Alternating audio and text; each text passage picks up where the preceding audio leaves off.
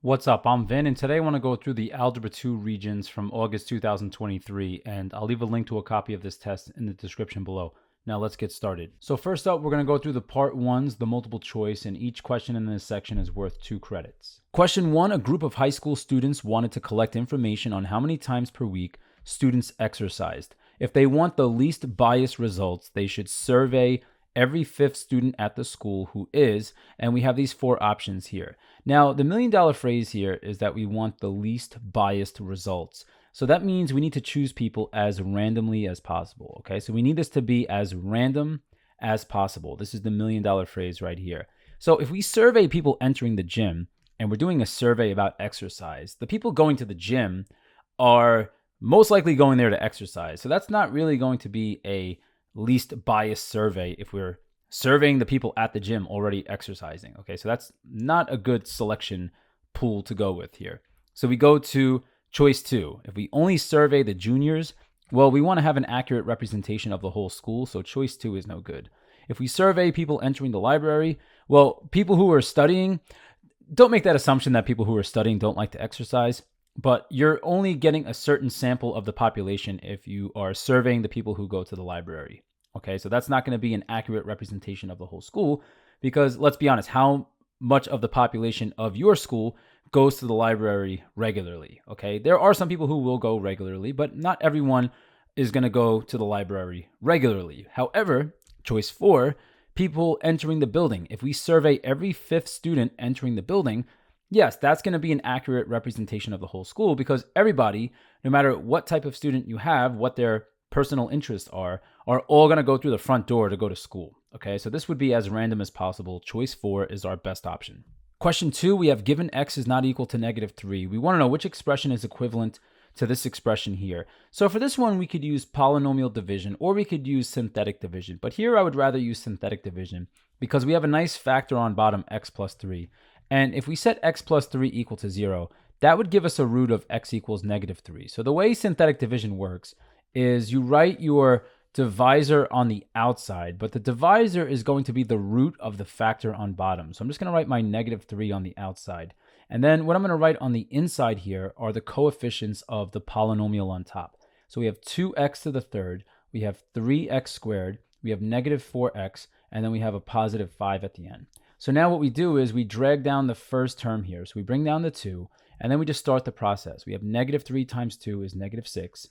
And then we have 3 minus 6 is -3. And now we repeat this process. -3 times -3 is positive 9. -4 plus 9 is positive 5. And then we have -3 times 5 is -15. And when we do 5 minus 15, we get -10. And this represents our remainder. All right, so now what we do is we just take these coefficients and we write it up, except now what we're going to say is we're going to say that this is equal to, we have 2. And when we divide x to the third by x, we're going to get x squared. So this is going to start at 2x squared. And then this would be our coefficient of x. We have -3x. And then our constant would be 5. And then our remainder is -10. But we have -10 over, we divided by x plus 3. Okay, so our original divisor is going underneath our remainder. Okay, so now we just scan the answer choices here. And this is going to match up with choice 2. But if we want to be sure that our answer is good, what we could do is we could type in the original expression. We could press alpha y equals enter to pull up a blank fraction, and we could type this in. We have 2x to the third power, and after this we have plus 3x squared. So you have plus 3x squared, and then we have -4x plus 5. All right, so this is just a way to check our answer. You get 3 hours to take this, Regents, so don't rush, all right? You get plenty of time, so doing something like this, you could definitely check your answer to a question like this. It's not going to take too much time. So now I write in our answer, 2x squared, and then we have -3x. We have plus 5. And just be careful with this part. Please don't write -10 divided by x plus 3 like this. All right, this is a common mistake. This is actually going to not tell the calculator what we want to tell it. We want to tell it this expression here. So the fix here is to put x plus 3 in parentheses, or you could use that trick that I just used before. You could press alpha y equals enter to pull up a blank fraction, and we have 10 over x plus 3. And if we did this question correctly, if I press graph, both of these graphs are going to overlap. And notice that they overlap completely. So I'm confident choice 2 is our answer. Question 3, we have this table below, and it shows the food preferences of sports fans whose favorite sport is football or baseball. And then we have the probability that a fan prefers pizza given, so this is the $1 million phrase right here, given that the fan prefers football. Okay, so the fan prefers football means if we're given that the fan prefers football, it means we're only going to be focusing on this row here. So we have to isolate this row. So we're only considering the people that like football or prefer football. That's their favorite sport. So now we want to know what's the probability that that fan prefers pizza. So we're going to do 20 out of the total here is 14 plus 20. Let's just make that neater. So we have 14 plus 20 plus 6. Okay, and if we add this up, we're going to have, well, 20 is just going to stay on top. But now I would just do these two. I have 14 plus 6 is 20, and then 20 plus 20 is 40. And now 20 over 40 simplifies to 1/2. Okay, the zeros at the end just cross off, and then 2 over 4 reduces to 1/2. All right, of course you could just use a calculator for this, but that math is not so terrible that I'm confident to do it by hand. But we're going to get choice 1. Question 4, we have f of x, and we want to find the inverse function f inverse of x here. So for this question here, what you want to do is, for one, I just imagine that this says y equals. I imagine this says y equals 12x minus 4, because the technique to find an inverse function is that you have to switch x and y, and then you have to solve for y. So I would switch x and y. What I'm imagining here, I'm going to say x equals 12y minus 4, and then my goal here is to solve for y. Okay, so I want to get this piece by itself. So we could start by adding 4 to both sides like this. So we're going to go plus 4 on both sides. And now on the right side, minus 4 plus 4 cancels out, and we have x plus 4. So we have x plus 4 is equal to 12 times y. And now I just strategically look at the answer choices to see how they're going to split this up. But it's already looking like choice 3, because I could see that if we divide both sides of this equation by 12, notice that now y is by itself. We have y equals, and we have x plus 4 in the numerator, all divided by 12. Okay, so choice 3 is going to be our answer. Question 5, we have the graph of this quadratic function shown over here. And then we have when the graph of x plus y equals 4 is drawn on the same axis, one solution to the system is. Well, in order to graph the equation of a line, the first thing you should do is solve it for y. So we have x plus y is equal to 4. And we're going to solve for y by subtracting x on both sides. And now I'm going to write this equation as we have y equals, and on the right side we have negative x plus 4. And from here, if you're comfortable graphing lines without a calculator, then just go ahead and use the technique. The technique I like to use is I think of the formula y equals mx plus b. M is the slope, which is your rise over run, and b is your y-intercept. Okay, so we're just going to use that to go ahead and graph this line. Of course, you could just type this in the calculator. You could type y equals negative x plus 4 and just copy what the calculator tells you. But I think it does help to know how to do this stuff by hand. And your b value is your y-intercept. So our b value here is going to be positive 4. So we have b is equal to positive 4. And we'll just make that a little bit neater. So we have b equals positive 4. And our slope, there's an invisible 1 in front of the x if there's no number there. So we have a slope of negative 1. All right, so what I'm thinking of here is my rise over run. So my slope is telling me my rise over run. M is equal to negative 1, and I'm going to call it negative 1 over 1. This is my rise over my run. So I combine all of this now. My b value, my y-intercept tells us the line hits the y-axis at 1, 2, 3, 4. And what we have here is a slope of negative 1. So the rise is negative 1 and our run is positive 1. So we're going to go down 1 to the right 1 like this. And we keep doing this until we get enough points here to determine our line. So let's just go ahead and draw this line in. So we have a line. And now we just want to look at what are the solutions to the system here. So if I look, the solutions to the system are the points where the line and the quadratic intersect. Okay, so the line and the parabola, where do they cross? Well, one point is at 0, 1, 2, 3, 4. So at 0, 4.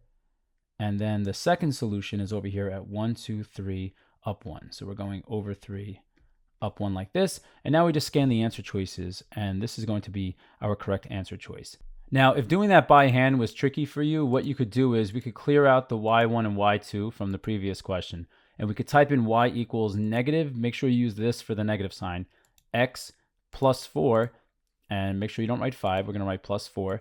And we press graph here to see what the actual line looks like. But if I want to be super precise, I press second graph to get a table of values here. And then I could just see if these points match up. So now we can just see that these points check out. Notice that the point -1, 5 shows up here. We have 0, 4s on this line, 1, 3, and so on. So once again, you have options. If you prefer to use the calculator, just type the line in the y equals section, and you'll get the table of values that you need to plot the points and connect them. Or you could use the mx plus b formula. But either way, in this case, we're going to get choice 4. Question 6, we want to find the solution to this equation here. So if we're starting off with 2 times, and then we have 3 to the x plus 4 power is equal to 56, the first thing we could do is divide both sides by 2. And now this is going to bring us to this line here. We have 3 to the x plus 4 power is equal to 28. And now from here, there's a few ways we could go forward, but one thing that you should know is how to go from exponent form to log form. So just know that if I have something like, let's say, a to the b is equal to c, if I want to write this as a log, I would say log, the base of my log would be a, and then after the equal sign here would go inside the log. So I'd have log base a of c is equal to b. Okay, so knowing how to go from exponent form to log form is very important. Some people, I've seen them learn it like this. They show kind of like a loop-de-loop that when you have the log form, you go a to the b power is equal to c like this. So this is a way to go from log back to exponent. But just know that it's log base a of whatever the result is equal to the exponent from the exponential form on the left side. So considering that, if we look at this equation here, you could see that what we have is, it's like our a value here is equal to 3, our exponent b is equal to x plus 4, and then we have our value c is equal to 28. So if we just use this formula, we could rewrite this in terms of a log. And now we could say we have log base 3, so the a value here is 3, of the result 28 is equal to, and then we have x plus 4. And our goal here is to solve for x, so now all we have to do is subtract 4 on both sides. Please, whatever you do, please don't do 28 minus 4 is 24. You cannot subtract values inside the log like this. We're going to have to write it on the outside as a constant. That's why in the answer choice, they put the 28 in parentheses, so that you don't confuse this minus 4 with being attached to the inside. So we have log base 3 of 28 minus 4 is equal to x. And this tells us here that our answer is going to be choice 1. Now, if you want to check your answer here, what you could do is you could type this answer onto the main screen here. So I'm going to press math. I'm going to go up to log base. That's this option here under option A. I press enter and I'm going to write log base 3 of 28. And now what I'm going to do is I'm going to get out of that parenthesis, hitting the right arrow, and I'm going to tack on a minus 4. And we press enter here and we get this number here. So now what I'm going to do is I'm going to take that number. I'm going to go back to the original question here. So we have 2, I'm just going to type it in as is. We have 2 times, in parentheses, 3 to the power. And now to write in that previous answer, I'm going to press second and this minus sign here like this. So second answer and then plus 4. Okay, and what this should do, if we did this correctly, this should give us exactly 56. So let's see. And this does work out exactly to 56. Now, another thing I'm just going to show you here is if I have this answer, and I have this answer come up here, I could also press the store button and then press alpha math, and I could store that number as the letter A. And what that allows us to do, it allows us to do things like, let's say I have A and I want to do minus 1. The calculator is going to read this as this number minus 1, and it's going to do the math for us nicely. Now, the benefit of storing it as a letter is, let's say that X showed up more than once in the original equation. You wouldn't have to keep pressing second answer and so on like this. This is just, once again, I think more of a cleaner option, storing it as the letter A. But since X only showed up once, using that answer option, works fine. But in either case here, we're going to get choice 1. Question 7, in a survey of people who recently bought a laptop, 45% said they were looking for a large screen, 31% said they were looking for a fast processor, and 58% said they wanted a large screen or a fast processor. If a survey respondent is selected at random, what is the probability that the respondent wanted both a large screen and a fast processor? So that is a whole lot of information to unpack here. But since we're dealing with either a large screen or a fast processor, and there's the possibility of overlap, a Venn diagram is going to be perfect here for modeling this situation. Okay, so there's our Venn diagram. On the left, I'm just going to call it the large section for the people that want the large screen. And on the right, I'm going to call this fast for the people that want the fast processor. And then I'm going to put an X here, a Y here, and a Z here. And X represents the people that want just a large screen. Y is the people that want a large screen and a fast processor. And Z is the people that want just a fast processor. Okay, so this is what all that information means. And now we'll reread this and we'll create equations involving X, Y, and Z so we could solve. So what we have is we have 45% said they were looking for a large screen. So the people that want a large screen include the X and the Y. So we would have X plus Y is equal to 45. And then the next piece of information we have here is that 31% said they were looking for a fast processor. Okay, so that includes Y and Z. The people that want a fast processor, that's going to be Y and Z. They're in this category over here. So we would have Y plus Z is equal to 31. And now the last bit of information that we have, 58% said they wanted a large screen or a fast processor. So that's going to include everybody, because the people that want a large screen or a fast processor just includes everybody in the mix. Okay, so that would tell us we would have X plus Y plus Z is equal to 58. So now we just have to solve this system here. And our goal is to solve it for Y, okay? Because the question itself is asking us, what is the probability that the respondent wanted both a large screen and a fast processor? The $1 million phrase right here is that they want a large screen and a fast processor. So that tells us that we're looking for Y. Now, later on in the Regents, I'm going to be solving a system of 3 linear equations algebraically. So for this question, I'm going to use the calculator. We're going to press apps, and we're going to go to this option down here at 9, the polynomial simultaneous. I think that's what it stands for, polynomial simultaneous. And I don't know why there's a 2 there, but there is. We're going to press that option. And what we're going to do is we're going to use option 2, the simultaneous equation solver. Okay, so that's the one we want. We press enter, and there are 3 equations. Okay, so we have 3 equations, and there's 3 unknown variables. Okay, there's an X, a Y, and a Z. So now that we have this selected, I'm going to press next, and to press next, I press graph. And now I just type in each equation. So we have 1x, so I'm just going to put a 1 in front of the x. If there's no number there, just remember it's a 1. I'm going to press enter so that we have plus. So we have 1x plus 1y plus, there's no z there, so it's 0z, is equal to 45.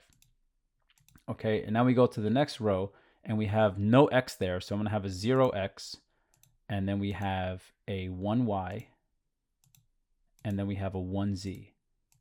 Okay, so we have 1z at the end. All right, and now the last one is 1x. So we have 1x plus 1y. So we press enter to get off of the plus sign. 1y, 1z is equal to 58. Okay, and now I just press graph to solve. Okay, to solve, I press graph, and it gives us our solutions. Now remember, for this question, we wanted to know the probability that the respondent wanted both a large screen and a fast processor. So that tells us we're looking for the overlap of these 2 sets here. We're looking for the variable y, and the calculator told us that y is equal to 18. So the probability is going to match up with choice 4, 18%. Question 8, we have in the quadratic formula, b squared minus 4ac is called the discriminant. And then we have the function f of x has a discriminant value of 8, g of x has a discriminant value of negative 16, and then we have the graphs of h of x and j of x shown below. And we want to know which quadratic functions have imaginary roots. Well, there's 2 things that jump out at me right away when I'm looking for a quadratic function with imaginary roots. One way to identify it is to take the discriminant and see if it's less than 0, okay? Because if your quadratic function has a negative discriminant, that means that the roots are imaginary. Just remember that the discriminant, if we look at the quadratic formula, is the piece that's under the square root. So if you have a negative discriminant, that means you're taking the square root of a negative number. And if you take the square root of a negative number, that means you're dealing with imaginary roots. So just looking at the beginning of the question, they told us g of x has a discriminant value of negative 16. F of x has a discriminant value of 8. So that's how I know f of x is no good. So I could eliminate choices 3 and 4. We need to have g of x as part of our answer. But now the next thing we could look for is we could look for a parabola that misses the x-axis. So if we look at the remaining graphs here, we can see that h of x has two real roots because it's crossing the x-axis at these two locations here, while j of x misses the x-axis completely. Okay, this parabola does not touch the x-axis. So I know that our solution here is going to be g of x and j of x, so we're going with choice 2. Question 9, the element americium has a half-life of 25 minutes. Given an initial amount, A0, which expression could be used to determine the amount of americium remaining after t minutes? So for this question, what I'm imagining is when we take t equals 25 minutes and we plug it into one of these answer choices, we have to wind up with 1/2 times A0, because that's the concept of a half-life. A certain amount of time goes by, and then half the mass of the original element is going to be remaining. So if we're starting out with an original mass of A0, then half of A0 is going to be remaining after t equals 25 minutes. So looking at the answer choices, I could see right away choice 2 is no good, because if I plugged in t equals 25, I would be multiplying A0 by 25 to the power 25 over 2, which is going to be a really big number. So if I take a really big number and multiply by A0, it's definitely going to be way more than 1/2 A0. Okay, if anything, it's going to make A0 bigger, but we need A0 to get multiplied by 1/2. So 2 is out. And now looking at, let's say, choice 3.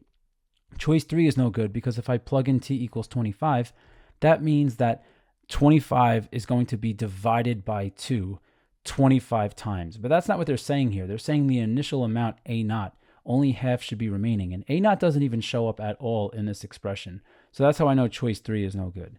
And then when we look at choice 4, the problem with this is that it's 25 times t. So if I plug in t equals 25, I would have, this would be equal to A0 times 1/2 to the 25 times 25 is 625.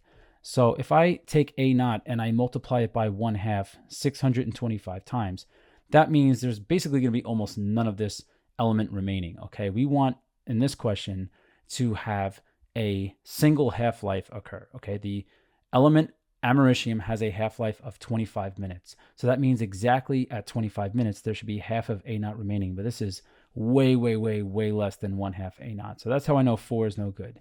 But now process of elimination brings us to choice 1. But how do we know choice 1 is good? If we plug in t equals 25, we're going to have A0 times 1/2 to the 25 divided by 25. And 25 divided by itself is 1. So this is just equal to A0 times 1/2 to the first power. Or I could just say here that this is equal to 1/2 times A0. And this is exactly what we wanted. We wanted to get 1/2 A0 at t equals 25. But if we're unsure how to do this, we could always use the calculator. So one thing I could do here is go to y equals, and let me say I pick out a random value for A0. Let's say there's 500 grams of americium at the beginning of the question. And now I type in the function, we have 1/2 in parentheses, and we're going to raise it up to the power t over 25, but I'll do x over 25. And now what should happen is that exactly t equals 25, there should be half of 500 left. So there should be 250, and I'm just saying grams here just so we have a unit of measurement. So I'm going to press second graph, and notice that I have a long way to scroll. 25 isn't that far away, but it's somewhat far away. So a little trick you could use, you could press second window, and you could switch the independent variable from auto to ask. And what that's going to do, so let me just go up to independent, we're changing it from auto to ask, is we press enter, and now when we go to the table of values, it's blank, and we could just type in 25 like this, and notice that we have 250 left, which is half of what we started with. If we're saying we're starting with 500 and we take half of that, we're going to be left with 250. So that's how I know choice 1 is definitely correct. Question 10, which function has the greatest y-intercept? So the concept that we need for this question is that any function that we draw, let's say I call this function w of x. I'm just going to draw some random function. The y-intercept, every y-intercept that you're going to encounter, no matter where it lands on the y-axis, one thing that they all have in common is that the x value there is equal to 0. So if I cross the y-axis at 5, the coordinates would be 0, 5. All right, that would be the coordinates for this point. So the concept that we're going to use is that we're just going to plug x equals 0 into all of these functions and see which one gives us the biggest y value. So if I plug 0 in for f of x, and I'll just do this by hand just for practice, we have 4 times sine of 2 times 0, okay? And 2 times 0 is equal to 0. And make sure for this part that you're in radians, although 0 degrees is equal to 0 radians. And sine of 0 is 0, so f of 0 would be 0. And now if I plug in 0 for g of x, I would have g of 0 is equal to, and I would have 3 times 0 is 0, plus 0 plus 7 at the end is equal to 7. So right away, choice 2 has a bigger y-intercept than choice 1, so we could eliminate choice 1. And now for h of x, if I plug in 0, I'm going to have 5e to the 0 power, because I'm doing 2 times 0 here. So I have 5e to the 0 plus 3.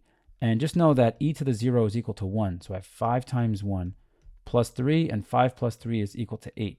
So now choice 3 is beating choice 2. So I could cross off choice 2. And now for choice 4, I have j of x. So j of 0 is equal to, we have 6 log base 2. And if I plug in 0 for x here, I'm going to have 0 plus 4 is 4. So now that brings me here. And if I evaluate this, log base 2 of 4, the math that I'm doing in my head, so we could practice our no calculator math, is if I want to evaluate a log in my head, I say 2 to the blank power is equal to 4. Okay, this is the base of the log over here. So this is the base, and this is the result. So what I'm looking for is the mystery exponent. So 2 to the blank equals 4. That blank is equal to 2. So I'd have 6 times 2, and this is going to be equal to 12. So now choice 3 is eliminated. Choice 4 has the biggest y-intercept. Question 11 is a little bit tricky. We have, according to the USGC, an agency within the Department of Interior of the United States, the frog population in the United States is decreasing at the rate of 3.79% per year.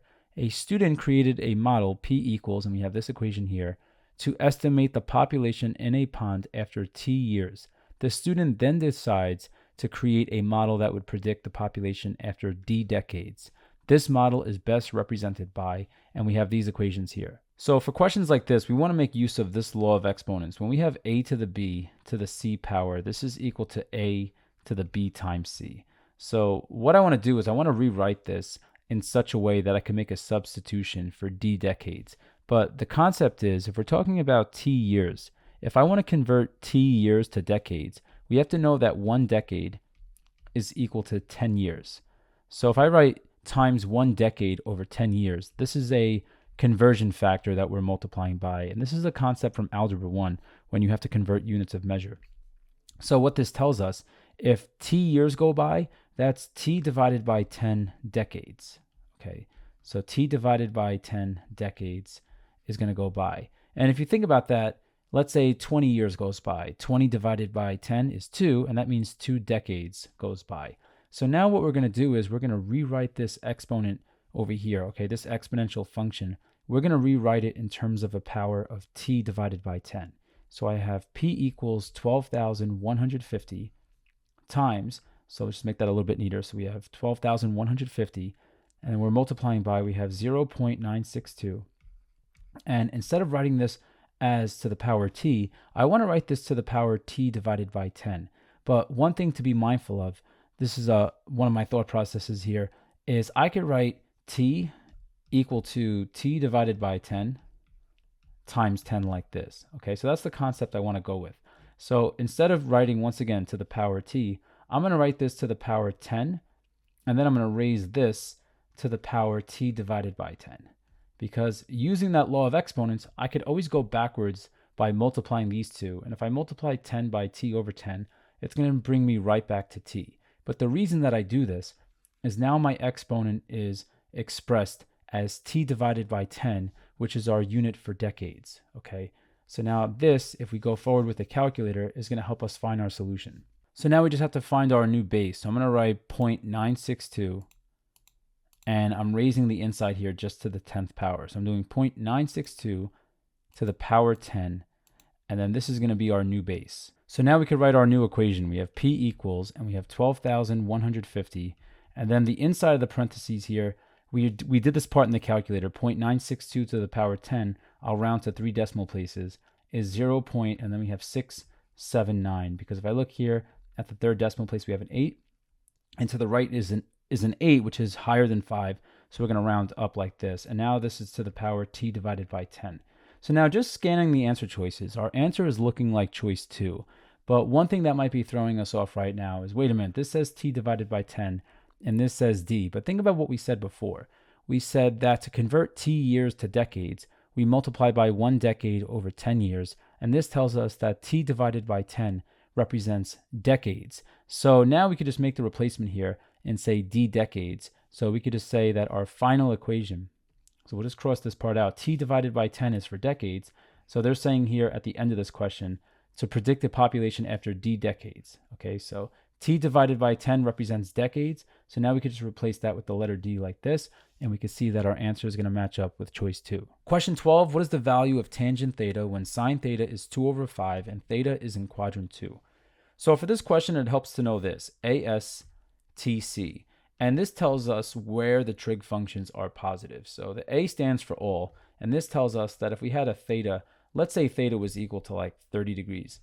If I plug that into sine, cosine, tangent, and their reciprocals, I'm going to get something positive. Okay, so that's what we mean when we say quadrant 1, all of the trig functions are positive. In quadrant 2, just sine and its reciprocal are positive. So if I had an angle like, let's say 100 degrees, if theta was equal to 100 degrees, then if I plug that into the sine function, I know I'm going to get something positive. And then for quadrant 3, we have tangent is positive. Quadrant 4, we have cosine is positive. So now what I like to do for questions like this is draw out a triangle. So we're terminating in quadrant 2, and they're telling us sine of theta is 2/5. So theta is going to terminate in quadrant 2 like this. So that's our angle theta coming from standard position. And let's say it terminates at this location over here. And I'm not drawing this to scale. This is more just to help us set up the right equation. So that's where our angle terminates. And now what I'm going to do is I'm going to turn this into a right triangle where one side is on the x-axis. Now this angle over here, we call our reference angle. Okay, the reference angle is the positive acute angle between the x-axis and the terminal side. And that's what helps you find your answer. So sine of theta, the next thing I'm thinking of is I'm thinking of SOHCAHTOA. Okay, so SOHCAHTOA will tell us the ratio for sine. Sine is the ratio of the opposite side to the hypotenuse. Okay, so when I have SO in SOHCAHTOA, that tells me to think opposite over hypotenuse. So from my reference angle, I know that 2 is going to be opposite, and the hypotenuse of that right triangle that I drew, I'm going to label with a 5. So now what I do is I use the Pythagorean theorem to solve for that missing side over here. So let's say, I don't know, I just call it b for now. I would have 2 squared plus b squared is equal to 5 squared. So I'm just using the Pythagorean theorem. And now I have 4 plus b squared is equal to 25. And now we just solve for b, so I'm going to subtract 4 on both sides. And we'll just make that a little bit neater. So we're subtracting 4 on both sides.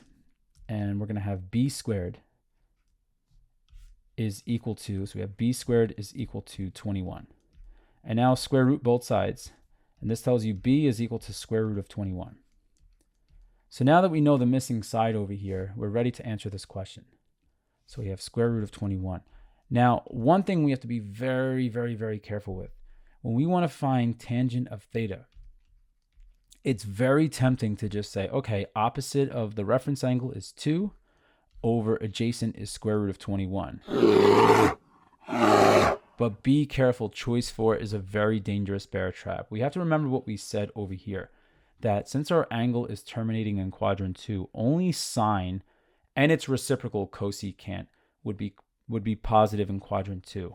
Okay, so that tells us that the tangent function at angle theta, since this is a quadrant 2 angle, is going to give us a negative ratio like this. All right, so if we look, our actual answer is going to be choice 3. Now, one way you could do this question with just the calculator, you could solve for the measure of angle theta. So if I do sine inverse, I press second sine, and I have 2/5 like this. That's going to be the actual measure of the acute angle. The acute angle over here is 23.6 degrees. But if I want to know the full angle from standard position, I would do 180 minus that answer. Okay, so 180 minus tells us that the actual quadrant 2 angle is going to be this. So now if I plug that into the tangent function, I'm going to do tangent, I go up to the angle, I press enter.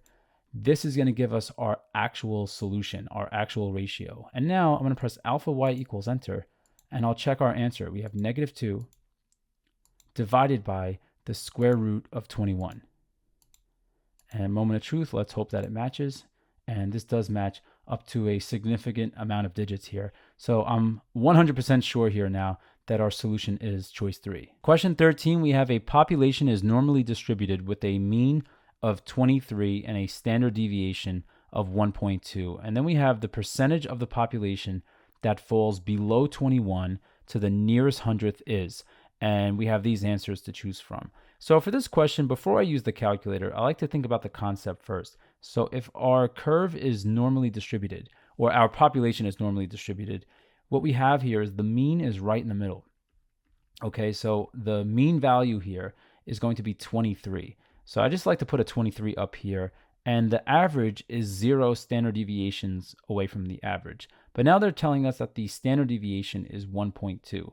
So that means if I go forward one standard deviation like this, I would do 23 plus 1.2, which is 24.2.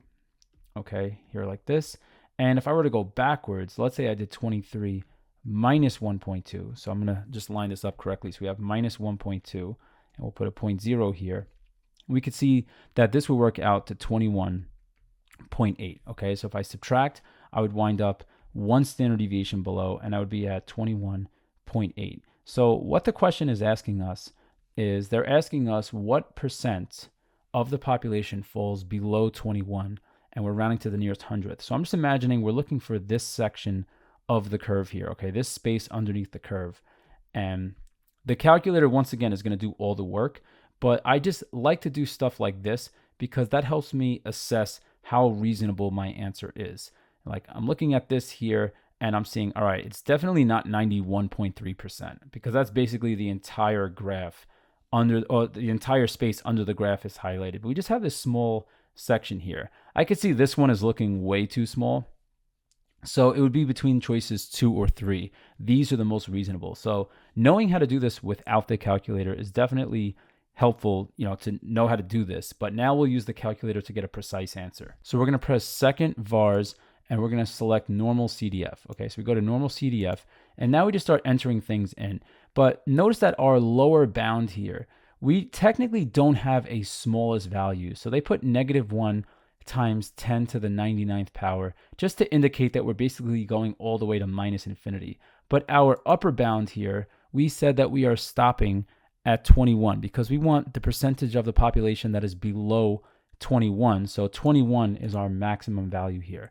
And now this symbol here is telling us what our average is. And the average is going to be 23. And then this symbol here is our symbol for standard deviation. And they told us the standard deviation was 1.2. Okay, so we're just inputting all of these values here that were given to us. And now we just keep pressing enter. And that's going to paste this onto the main screen. We press enter again, and now this is what we're going to need.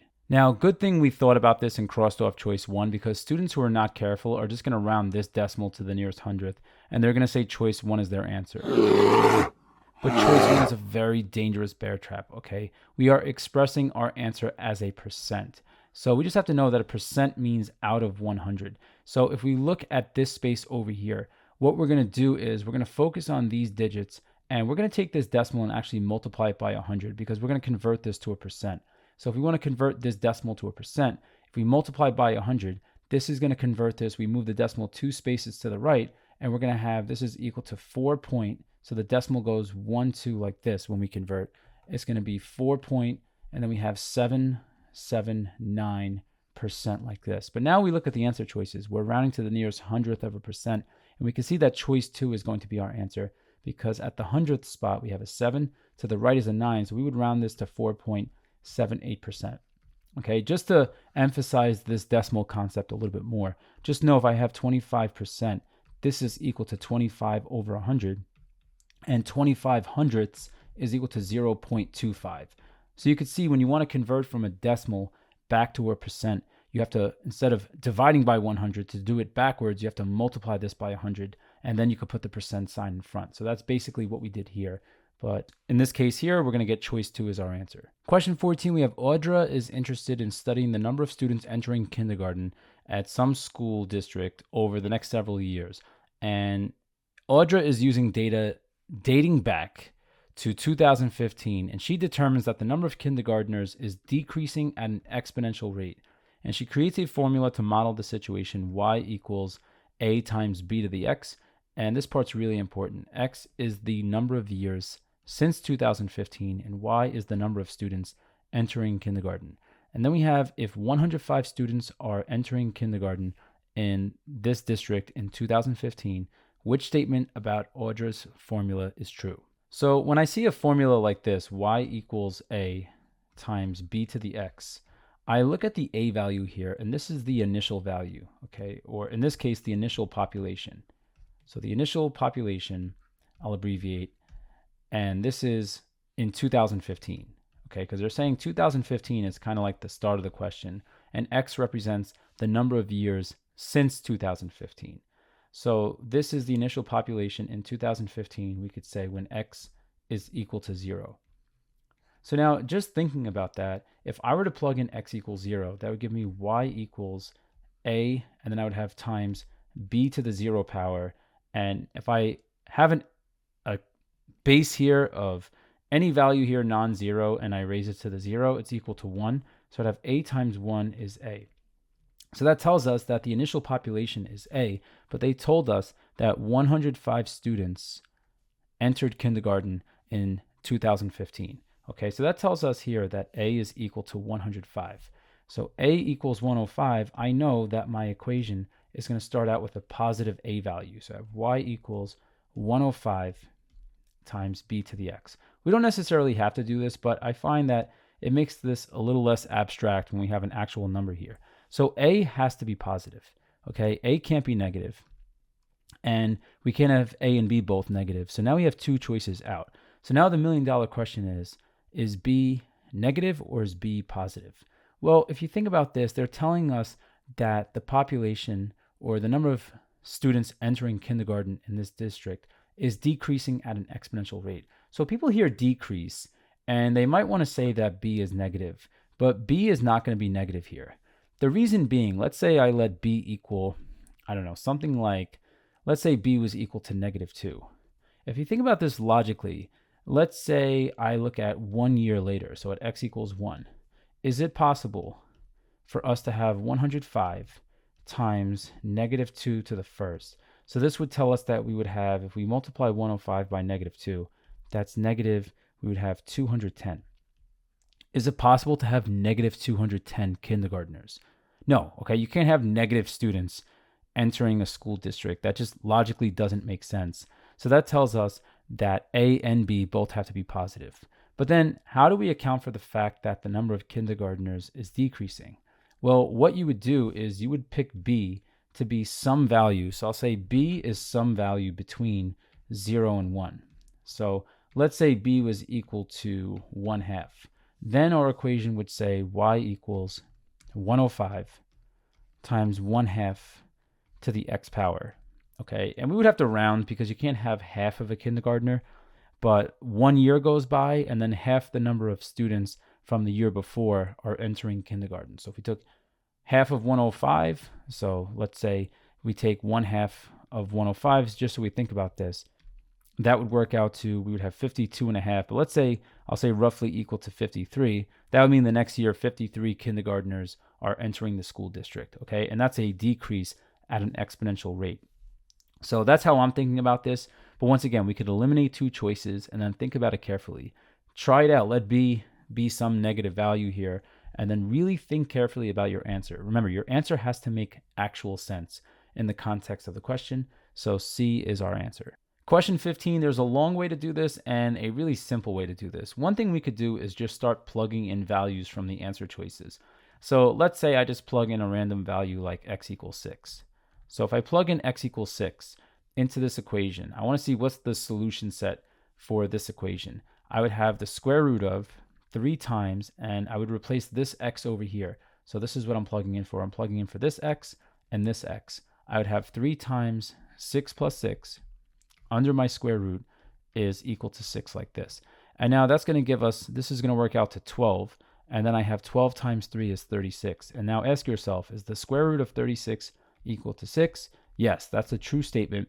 So that tells us that x equals 6 is in fact a solution. So I could do this. I could eliminate choice 4 because a 6 is not included. And I could eliminate choice 2 because a 6 is not included in this set. So now what we have to check, we have to see if x equals -3 is a solution. But I could tell right away that x equals -3 is no good. And what's jumping out at me is when I plug in x equals -3, I have 3 times -3 plus 6 is equal to, and then we have -3 on the outside. But notice that this is all happening under a square root, and a square root cannot send out a negative. So I don't have to go any further here. I could stop right here because square roots only send out positive numbers. If we have the square root of a negative, we could have an imaginary number coming out of there, but this will never happen here. Okay, if we do work this out, this would give us the square root of -3 plus 6 is 3. 3 times 3 is 9. The square root of 9 is not equal to -3. This is not true. So we would reject this solution. Choice 3 is definitely our answer. But now let's say we want to solve this algebraically. Well, we could start by squaring both sides because that's going to get rid of the square root. So we square the left and right side. And now we take the square root and square it. And the square root and square are just going to cancel out. And we're going to have 3 times x plus 6 is equal to x squared. So now we have a quadratic equation. So we're going to get all of the terms on one side so that we have 0 on the other. So I distribute here. We have 3 times x is 3x. And then we have plus 3 times 6 is 18. And this is equal to x squared. So now we could subtract 3x on both sides. And we could also subtract 18 on both sides. Okay, so I'm just going to do all of this at once. And now on the left side, we have nothing left. We have 0 left. And on the right side, we have x squared minus 3x, and then we have minus 18. So now when we want to factor this, and I'll make space, I'll write this over here. So we want to factor this quadratic equation over here. So when we're looking at this, we have to think of two numbers that have a sum equal to -3, and the two numbers also have to have a product of -18. So you think about this, and the two numbers that work are -6 and +3. So we have x minus 6 times x plus 3. But now what we do is we set each factor equal to 0. We set x minus 6 equal to 0, and we set x plus 3 equal to 0.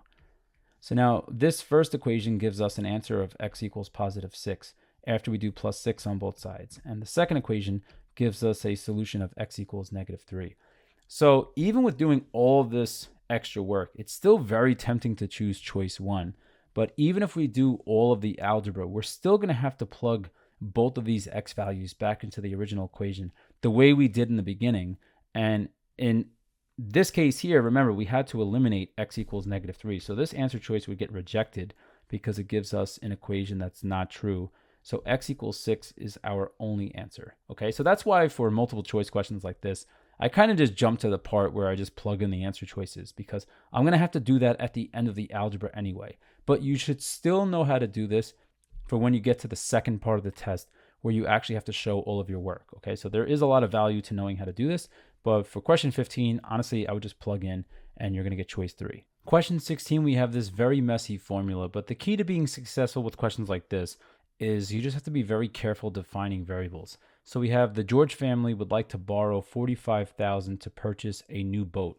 So the amount borrowed represents capital P. So we could say capital P is equal to 45,000. So we have something defined here, and now we'll just keep doing that. So for the rest of the question, we have they qualified for a loan with an annual interest rate of 6.75%. So the annual interest rate is R. So we could say R is equal to 6.75%, but 6.75 as a percent is 6.75 out of 100. Okay, we're going to have to convert this to a decimal. And if you want to convert this to a decimal, what I'm imagining here is I just put a few extra zeros in front of the number. And when we divide by 100, we're just moving the decimal 2 spaces to the left. So this is going to be equal to, we'll have 0.0675. So that's our R value. And then next we have the monthly loan payment can be found using this formula. And we want to know what is the monthly payment. So our goal here is to solve for capital M. So this is what we actually want to find if they would like to pay off the loan in 5 years. But one thing we have to be very, very, very careful with. N is the number of monthly payments. Okay, so far we defined P, we defined R, so we have to define N, but once again, be very careful. Don't say that N is equal to 5. Okay, this would be a very dangerous bear trap. 5 years, if you want to convert 5 years or express 5 years in terms of months, we have 5 years. We know that there are 12 months for every 1 year. Okay, so if we multiply by 12 months over 1 year, this tells us after years over years cancels that there are 60 months in 5 years. Okay, so 60 months, and now I'll just write out the full thing here. 60 months in 5 years. So n is actually going to be equal to 60. And now we just have to type all of this into the calculator. So let's type this in. And for this, I'm going to press alpha y equals enter to pull up a blank fraction. And first we have capital P, which is 45,000. So I'm just going to type in 45,000. And then next we have r divided by 12. So I'm going to put parentheses. R is 0. And then we have 0.675. And we're dividing this by 12. Okay, so we divide by 12, we close the parentheses, and now in the next parenthesis, we have 1 plus r over 12 to the n power. So r is equal to 0. And then we have 0.675, and we're dividing by 12, and then we're raising this parenthesis here, or the stuff in this parenthesis, to the n power, and n was equal to 60. Okay, so we're just going to raise this to the 60th power. And then underneath, in the denominator, we have 1 plus r over 12 to the n. So we're just going to type in, we have 1 plus r is still 0.0675. And we're going to divide that by 12. And then raise this parenthesis here to the n power. So we're raising this to the 60th power. And then we get out of the exponent and we tack on a minus 1. Okay, and this is going to tell us what capital M is. So if we round to the nearest cent, we're going to have 885. And then we'll have 76, since over here in the 100th spot to the right is a 5, so we round up to 0.76. So we have choice 4, $885.76 is going to be their monthly payment. Question 17, we have a retailer advertises that items will be discounted by 10% every Monday until they are sold. And then we want to know, in how many weeks will an item costing $50 first be sold for under half price? So for this question, it really helps to know this formula. A equals P times, and then we have 1 plus or minus r to the t power. Okay, so this formula you probably used in Algebra 1 when you were dealing with compound interest, but we could also use it here. We could say A represents the amount or price of the item at any moment in time, and P represents the initial price of the item, which is $50. And then we have in parentheses 1 plus or minus, but we're dealing with a discount, so the price of the item is decreasing. So we're going to go with the minus here. And then R represents the percent. So we're going to write R equals, and 10% we could write as 10 over 100. And then this we could write as a decimal. We could say it's 0.10. So now we have 1 minus 0.10. And then this is going to be raised to the t power. So what this allows us to do is it allows us to come up with the formula for the price of this item at any moment in time. So 1 minus 0.10 is 0.90. So here's our simplified formula, and our goal here is to find out how many weeks is it going to take for the $50 item to be sold for under half price. So what we need is, we need the item to be under half price. Well, if the item is $50, we need the amount to be under $25. Okay, so now we could use the calculator. So let's go over to the y equals, and we're going to type in, we have 50 parentheses, and then we have 0.90 to the power t, but we're going to use x because that's the variable for this calculator. All right, and now we're going to go to the table. We're going to press second graph, and now we start scrolling here, and we look at the answer choices. How many weeks have to go by for the price of the item to be under $25? So if we look at 4 weeks, we can see that the price of the item is $32.81. But then a week later, at 5 weeks, it's $29.53. At 6 weeks, $26.57. And then finally, at 7 weeks, you can see the price of the item here drops below $25. So our solution here, it's going to take 7 weeks for this item to drop under $25. Question 18 is one of those questions that's really easy if you know what to look for. So they're asking, in which interval is f of x always positive? So just know that a function f of x is always positive in terms of the graph when the graph is above the x-axis. Okay, so we're looking for, where is the graph above the x-axis? And if we just look here, we could see that in this section of the graph over here, so I'll just highlight this section of the graph is above the x-axis. Over here, the graph goes under, and from 0 to over here at 10, the graph goes under. And then it looks like from 10 to infinity, the graph is staying above the x-axis. So now we can look at the answer choices and see, well, from -2 to 4 is no good, because on this space here, from 0 to 4, we can see the function is negative. So that's why that answer choice is no good. 0 to 10 is no good, because from 0 to 10, if we highlight this, this is where the graph of f of x goes under the x-axis, so it's negative there.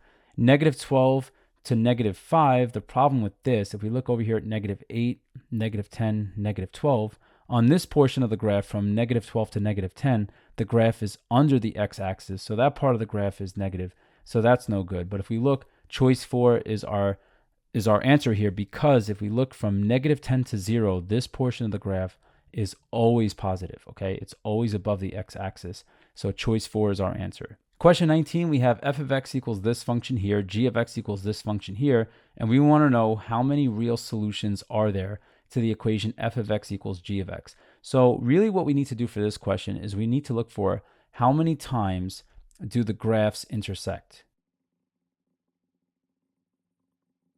Okay, this is a big idea in algebra, and this goes all the way back to algebra 1 when you're solving a system of equations. So let's say I had the system of equations with two lines. The point of intersection between the two lines represents the solution to the system. So here, if I'm setting these two functions equal to each other, I could really just think about this graphically as I'm counting how many times do these graphs intersect.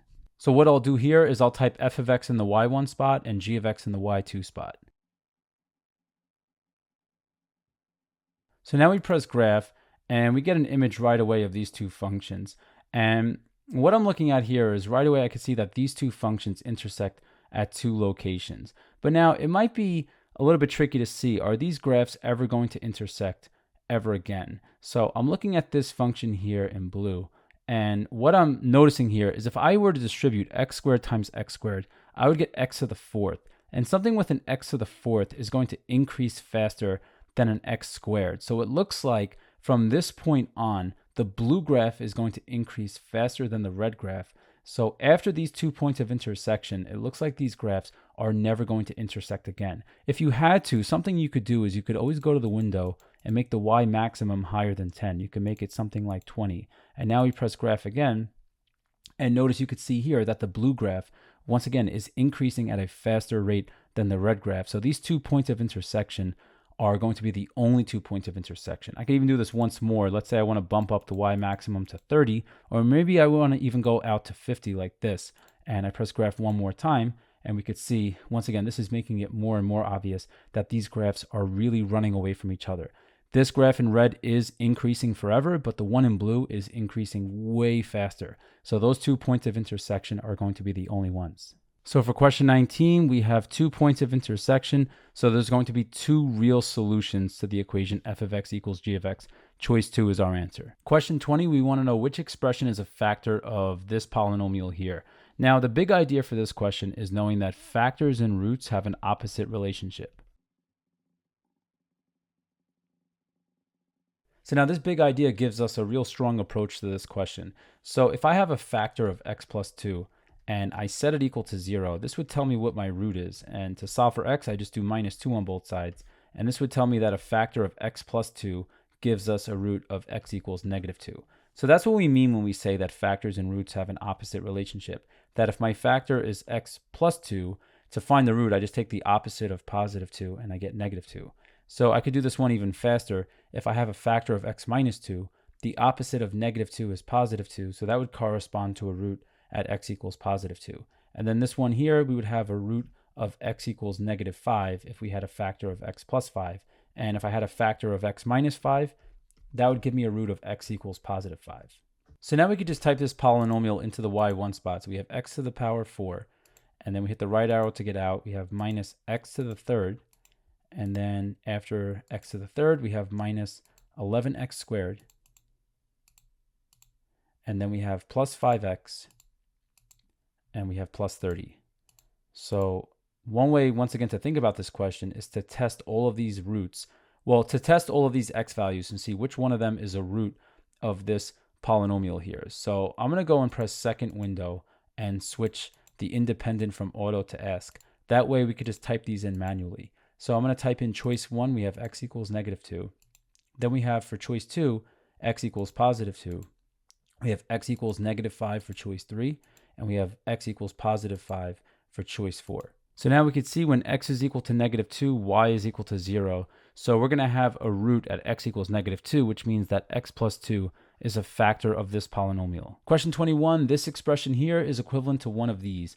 And for this question, we could use polynomial division. We're doing x squared plus 6, and we're dividing by x squared plus 4. And for polynomial division, the key is you have to focus on the leading terms. So we're going to focus on x squared and x squared. So we divide. We're doing x squared divided by x squared is 1. So then I distribute. 1 times x squared is x squared. And I have 1 times 4 is 4. And then from here, what we do is we subtract this term from this term. But we have a binomial, so we have to make sure that we subtract everything. So I'm going to subtract the x squared, and I'm going to subtract the 4. So I have x squared minus x squared just canceling. And then I have 6 minus 4 is 2. So this represents our remainder. So we have a remainder of positive 2. But we were dividing by, in the beginning, x squared plus 4. So now I just scan the answer choices, and this is going to match up with choice 4. Question 22, Stone Manufacturing has developed a cost model, C of x, where x is the number of sprockets sold in thousands. Whatever a sprocket is, I have no idea. But we have next, the sale price can be modeled by S of x equals, and we have this function here for S of x. And then we have the company's revenue could be modeled by R of x equals x times S of x.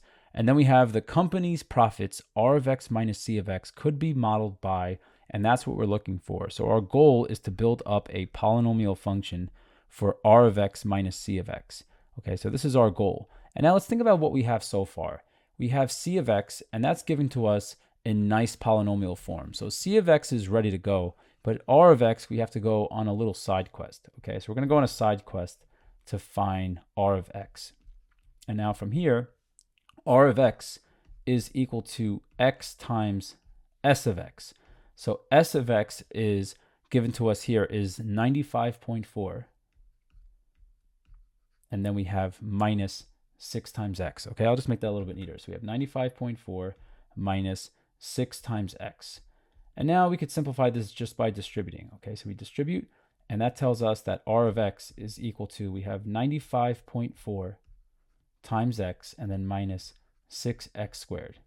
So now we could plug in. Okay, we have R of x all, we found it. So we have 95.4x, and then we have minus 6x squared. But now we're going to subtract C of x, but please make sure that you use parentheses because you're going to have to distribute the negative in a moment. Okay, so C of x, now we could write this whole polynomial here.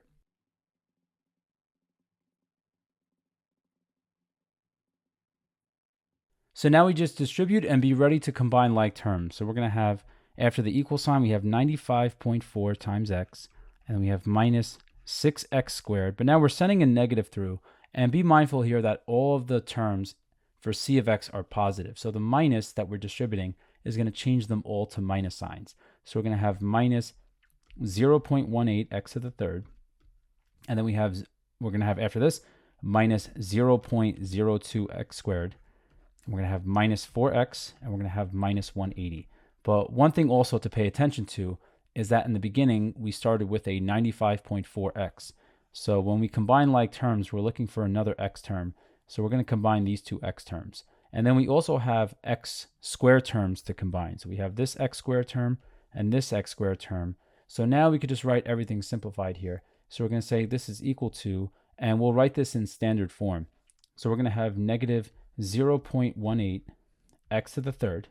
Okay, that's the only x to the third term. Our x squared term, we have negative 6 minus 0.02. So that's going to be minus 6.02 x to the second. And now for our x term, we have a positive 95.4 x, and then we're subtracting 4x. So 95.4 minus 4 is 91.4. So we have plus 91.4 times x. And then finally, for our constant term at the end, there's just a minus 180. Okay, so we have minus 180. So now we scan the answer choices, and we can see R of x minus C of x matches choice 3. Question 23, we want to know which function is even. And the easiest way to show that something is even is to show that it has y-axis symmetry. Okay, so that's what we're going to try to show for one of these answer choices. The fancy way to show that something is even is to show that f of x is equal to f of negative x for all x's. But this is way more complicated. Showing that the graph has y-axis symmetry is the easiest way to answer this question. So I'm looking at choice 1 and seeing choice 1 is, I could tell already, no good. Because if I had a graph of x to the third plus 2, what I'm imagining is a graph of x to the third first. So this is a graph of x to the third, and when I tack on a plus 2, that takes this graph and it moves it up 2 units. So then we look here and we have to ask ourselves, does this graph have y-axis symmetry? Well, if I reflect this piece over the y-axis, notice that it doesn't land on top of this piece.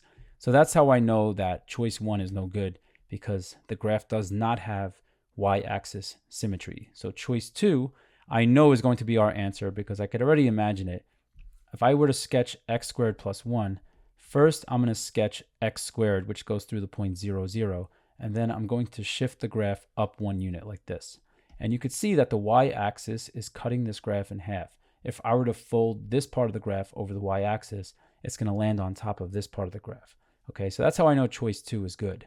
Choice 3 is almost good, but the horizontal shift ruins the symmetry over the y-axis. So if I were to sketch out, if we have absolute value of x plus 2, this would take the graph of absolute value x, which is in the shape of a V like this, and right now it has y-axis symmetry, but if we move it to the left 2 units, so 1, 2 like this, notice that the symmetry is broken. So that's why choice 3 is no good.